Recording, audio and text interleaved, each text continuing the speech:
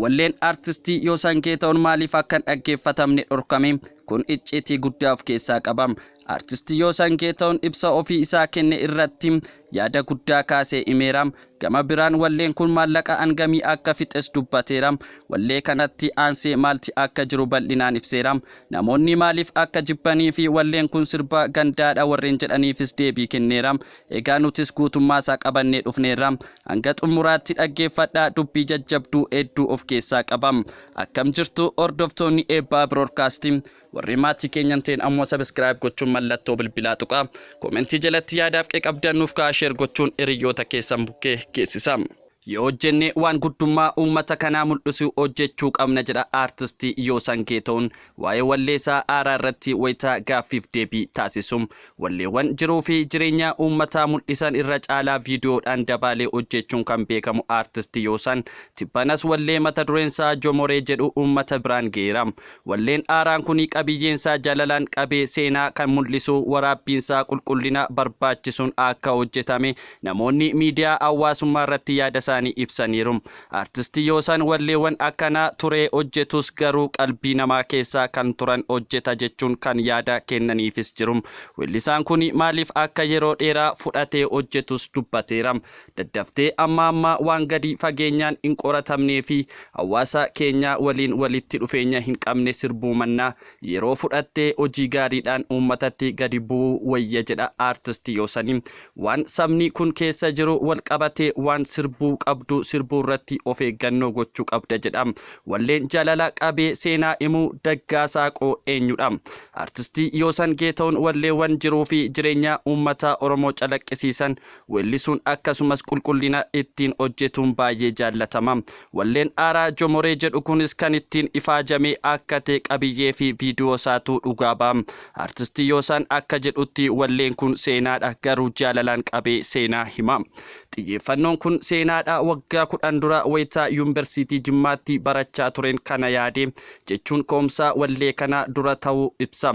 Barnoota ogbarruu fi seenaa Oromoo irratti fuulleeffatu Oromoo Folklore and Lecturery kan barate artistii Yoosan yeroon sana seenaa wallee kana keessatti eeramee qabiyyee qorannoo isaa akka ture hime. Yeroo sana qorannoo isaa deeggaruu fi nama walaloo afaan Oromoon beekamu obbo Zalaalem Abarraa waabeeffachuun akka ture hime artistii Yoosan. Barnoota walaloo keessatti wayitaa qorannoo geggeessinu animmoo seenaa isaa Daggaasaa Qoo obbo Zalaalem irraan qoradhe. Seenaan Daggaasaa Qoo yeroo sana eegalee isa hawwatee keessa isaatti akka afe kan himu Yoosan waa'ee nama kana sirbuu akka qabu yeroosuma akka murteessee dubbate. Yeroo sana yuunivarsiitii Jimmaa taa'ee gaafan bo'uu sirba kana hojjechuun qaba jedhee xiyyeeffannoon qaba. Sirbi kun albeema kiyya keessa jira. Bulloon waggaa tokko dursee hojjetame amma waggaa 5 yookaan 6 jechuudha. Artistii Yoosan wallee waggaa 5 dura hojjetee fi amma viidiyoo itti hojjetee baase kanaan aarsaa Daggaasaa Qoo dhugaaf kaffalee mul'ise. Artistii Yoosan Geetahuun nama seenaa isaa qabiyyee wallee isaa godhate kana wayita ibsu akka qabuu fi amanamee dabarsee kennuu didee lubbuu isaa kennee dhugaa jiraachise jedhe.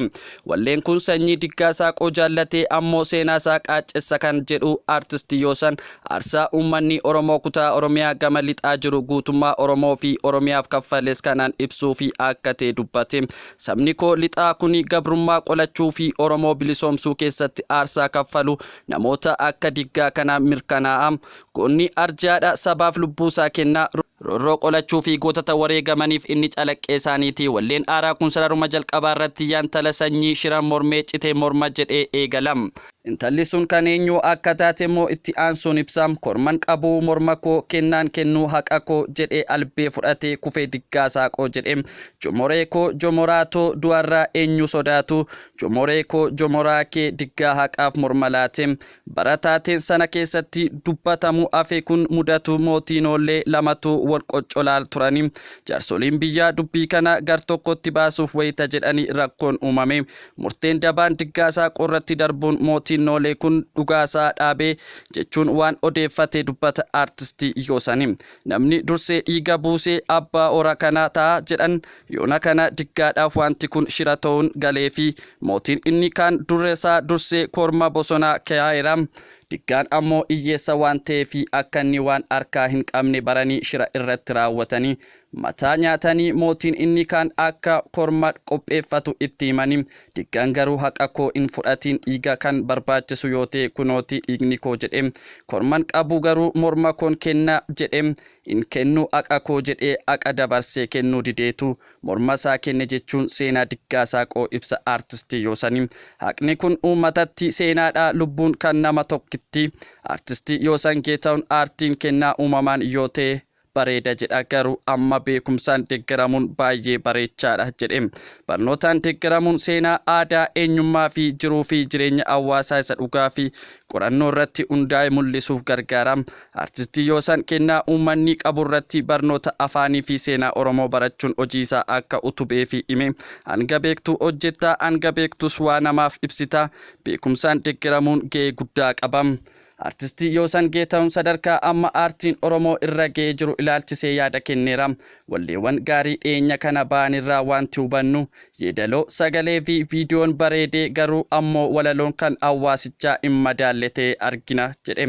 Aartiin kennaadha hunduu kennaa qaba. Yoo sagalee qabaatan waan biraa isa beekutti kennanii akkanumaan walaloo waan mana rukkutee fi wallee hin ta'u uummanni Oromoo ergaa yookaan yaaddi ati dabarsitu dhaggeeffata kan jedhu Yoosan waan inni keessa jiru akka dubbatu barbaada seenaa isaa dhokate akka tibaastu barbaada jedhe seenaa fi duudhaa falaasama guddummaa uummata kanaa gadi buusee mul'isuu fi dirqama kan qabu aartistiidha jechuun dhaame Yoosanii aartistiin kun walleewwan isaa fi walaloo ofumaaf barreessa aartistoota hedduufis walaloo kenneera walleewwan isaa keessaa bulloo kan jedhu YouTube irratti guddaa ilaalamee jaallatame illee kun sadarkaa guddina aartii fi afaan Oromoo irra jiruu fi agarsiistu tokko aartistii Yoosan Geetahuun albeema qopheessee jiraachuu fi ji'oota sadan dhufan keessatti akka eebbisiisu ibseera albeema xumureera erga xumuree tureera garuu qilleensumtuu bareedaa ta'e saba kiyya keessatti dhalatu jedheeni albeemni yeroo barbaada yoo nagaan jiraatedha hunduu namni garaan quufee fi